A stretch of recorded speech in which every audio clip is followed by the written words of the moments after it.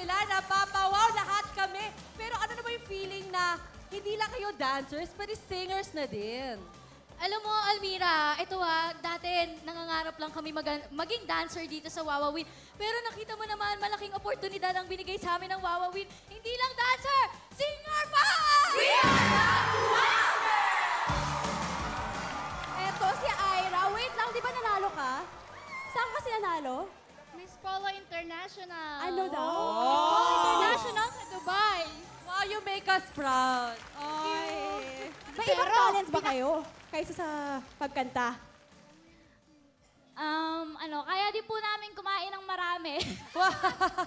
Hidden talent. At syempre, sino pa dapat yung pasalamatan, girls? Si Preciosa naman, oh.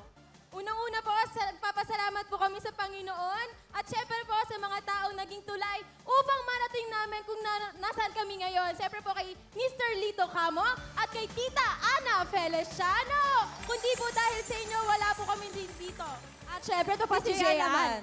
Ayan, syempre gustong-gusto ko rin po magpasalamat kay Kuya Will. Maraming salamat po, Kuya, sa binigay niyo pong pagkakataon po sa amin. Sa chance po na to, Kuya, na makapag-perform po dito po sa may stage po ng Wawawin. Congratulations! Wala ba kanya naman ng wow, girl? Ang ganda ng song, honestly.